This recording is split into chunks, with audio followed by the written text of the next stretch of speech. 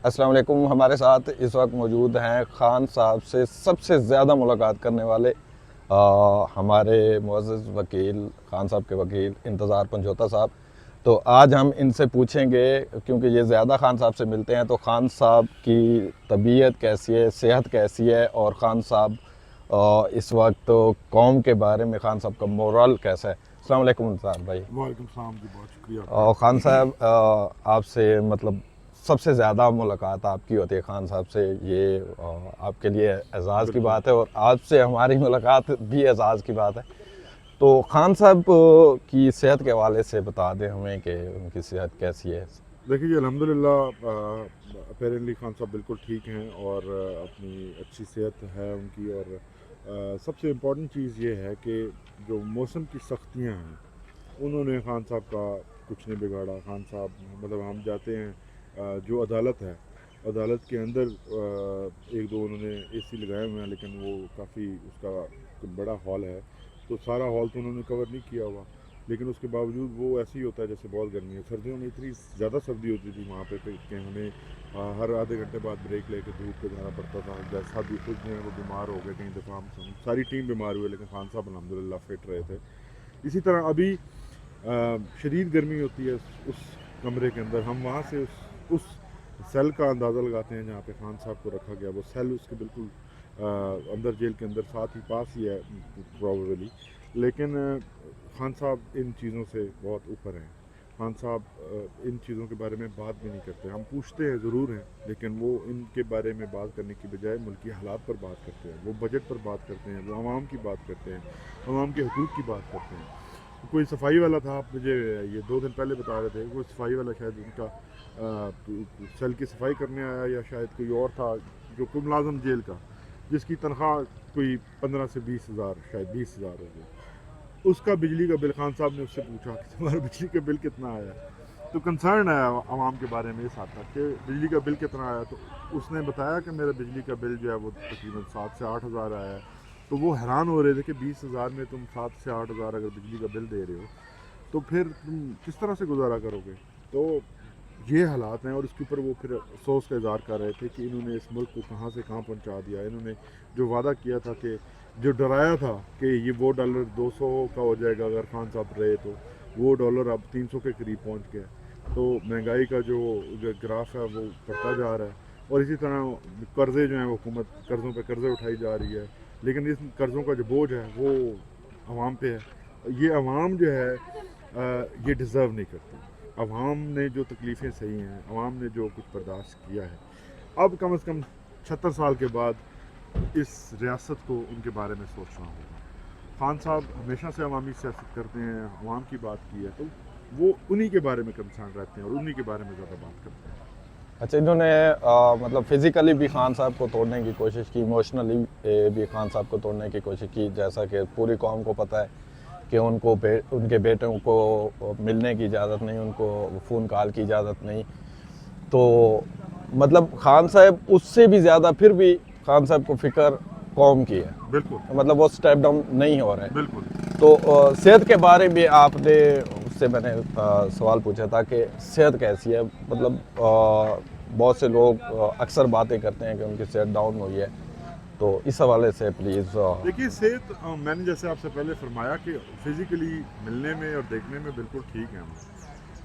अब क्योंकि डिटेल्ड जो टेस्ट हैं वो उस तरह से कंडक्ट तो नहीं हुए। एक टेस्ट रिसेंटली हुए थे जिसमें खान साहब को, जो हमारे शौकत खानम के एक्सपर्ट्स थे, लेकिन वो जो टेस्ट हैं वो लेबॉर्ट्री पिम्स की इस्तेमाल हुई। और पिम्स की लेबॉर्ट्री या पिम्स का जो अस्पताल है, जब खान साहब शुरू में गिरफ़्तार हुए थे, तो इन्होंने बहुत एक गलत रिपोर्ट्स खान साहब के मतलब पब्लिक की थी। वो तमाम फेक रिपोर्ट्स थी, लेकिन पिम्स ने उसको ऑन किया था। तो हमने पिम्स के ख़िलाफ़ जो है वो डैमेजेस का सूट फाइल कर रखा है। तो पिम्स के ऊपर तो हमारा एतमाद ही नहीं है पहले दिन से। जब तक वो उस तरह से, जो हमारी चॉइस के डॉक्टर्स हैं, हमारी चॉइस की लेबॉर्ट्रीज़ हैं, उसके अंदर टेस्ट मुकम्मल नहीं आते, तो मुकम्मल स्टेटमेंट जो है वो हम तब दे सकते हैं खान साहब की सेहत में। Physically on the face of it वो ठीक बिल्कुल नज़र आते हैं, तंदुरुस्त नज़र आते हैं। अच्छा, एक और सवाल है कि मतलब हमेशा से ऐसा होता है कि अगर किसी पार्टी की मेन लीडरशिप जेल में हो, तो उसमें थोड़े से मसाइल चल रहे होते हैं। تو یہاں ہم دیکھتے ہیں کہ اکثر لیڈرشپ یا وکلا یا اس طرح کے کارکنوں کی طرف سے جو بیانات یا سوشل میڈیا کے اوپر بحث کی جاتی ہے، تو اس حوالے سے کبھی خان صاحب سے ڈسکس ہوا ہے کہ خان صاحب اس حوالے سے کیا کہتے ہیں؟ دیکھیے یہ جو لوگ ہم پہ تنقید کرتے ہیں یا بطور لیگل ٹیم یا لیڈرشپ کے بارے میں بات کرتے ہیں، بیسیکلی یہ محبت ہے ان کی، خان صاحب سے ان کا لگاؤ ہے. ہم اس کو پرسنلی نہیں لیتے. ہم اپنی محنت اور کوشش کے اوپر بالکل، یہ سب کو پتہ ہے کہ ہم صبح سے شام رات محنت کر رہے ہیں. ہمارے ہاتھ میں یہ ہے. اب مقدمات جو ہیں وہ جہاں سے بنائے گئے ہیں وہ آپ کو پتہ ہے، اسٹیبلشمنٹ نے جس طرح سے مقدمے گھڑے ہیں، سائفر جیسا مقدمہ، عدت جیسا کیس، اس سے پہلے توشہ خانہ کا کیس، توشہ خانہ کے اوپر 4 کی نوعیت کا کیسز، 109 کے کیسز ہیں کہ ہر کام جو پاکستان میں برائی ہو رہی ہے وہ اس خان صاحب کی امام کے اوپر، ہر مقدمہ خان صاحب کے اوپر درج کیا جاتا ہے. اب ہمیں خدشہ تو یہ رہ گیا تھا کہ شاید اگر کسی دن کو تیز بارش آ گئی تو وہ بھی شاید خان صاحب پہ جو ہے وہ کر دیں گے.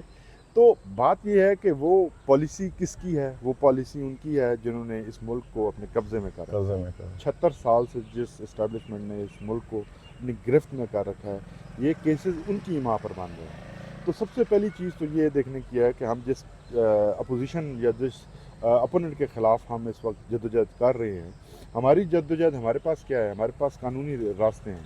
قانونی راستوں کے اندر رہ کے ہم نے بات کرنی ہے، اور یہ راستہ خان صاحب نے خود چوز کیا ہے. ہم پرامن لوگ ہیں، ہم سیاسی جماعت ہیں، ہماری پرتشدد تحریک ہو نہیں سکتی. تو یہ خان صاحب اس کو اسی طرح سے قانون کی حکمرانی کی خاطر یہ سب کچھ برداشت کر رہے ہیں. اگر خان صاحب خود چاہیں تو ظاہر ہے ڈیل کیا ہے؟ ڈیل یہی ہے، سمپل سی بات ہے کہ آپ خاموش ہو جائیں، آپ باہر آ جائیں گے. تو خان صاحب خود اگر اس بات سے اتفاق نہیں کر رہے تو ہم میں سے کسی کا یہ حق نہیں بنتا کہ ہم جو ہیں اس کے اوپر اتفاق کریں اور ہم اس کی بات بھی ایون کریں.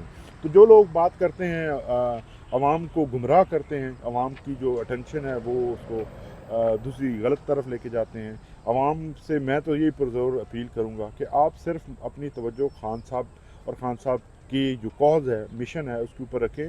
اور ہمارے پاس سوائے پرامن طریقے سے احتجاج کرنے کے اور انہی عدالتوں میں، وہی عدالتیں جن کا ہمیں پتہ ہوتا ہے کہ یہ عدالتیں ہمیں ریلیف نہیں دیں گی، یہ مینجڈ عدالتیں ہیں، لیکن اس کے باوجود انہی عدالتوں کے پاس ہم جاتے ہیں.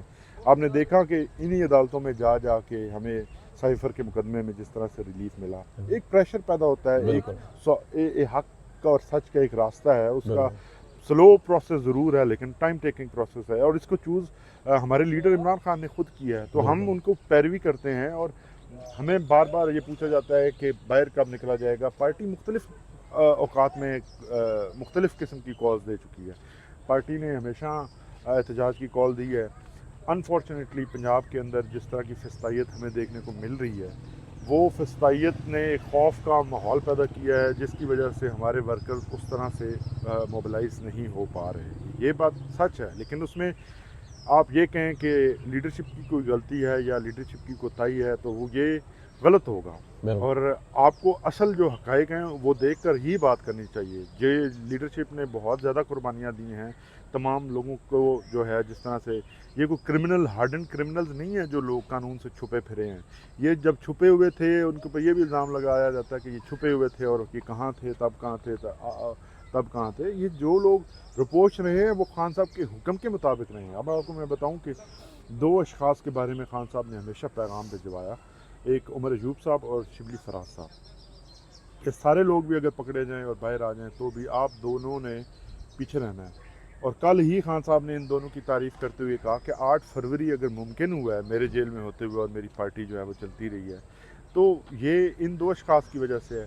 اور پارٹی کی تنظیم اور پارٹی کے کام اور پارٹی اگر چلتی رہی ہے اتنی سختی کے باوجود، تو اس کے پیچھے بہت سے عناصر ہوتے ہیں، بہت سی چیزیں ہوتی ہیں جو کرنی ہوتی ہیں. دن رات لگتا ہے ان لوگوں کو. مجھے پتہ ہے ہم کام کر رہے ہیں ان کے ساتھ، تو انہوں نے تو اپنی زندگی سسپینڈ کر رکھی ہے. ان کی کوئی فیملی لائف نہیں ہے، کوئی ان کا رشتہ دار نہیں ہے، کوئی ان کے قریبی ترین عزیز اور رشتہ دار عمر ایوب کے والد فوت ہوئے ہیں، اس کا افسوس پوری طرح سے نہ کر سکے. جس طرح شبلی صاحب کے گھر میں فوتگی ہوئی ہیں، لیکن وہ نہیں کر سکے. انہوں نے قربانی دی ہے، اور ان کی یہ قربانیاں ان کے لیے سب سے مشکل کام یہ تھا کہ وہ کرمنل نہیں تھے. اس کے باوجود انہوں نے خان صاحب کے حکم کے مطابق نہ صرف چھپے رہے، رپوش رہے، اپنے آپ کو بچا کے رکھا. مقصد بچا کے رکھنا تھا، کیونکہ پارٹی کا جو ان کے اوپر جو پارٹی کا جو ذمہ داریاں تھیں وہ اس قدر سیریس نوعیت کی تھیں کہ وہ ہم افورڈ نہیں کرتے تھے. ہم سب جو ہیں وہ ان کے اس کو سپورٹ کرتے تھے.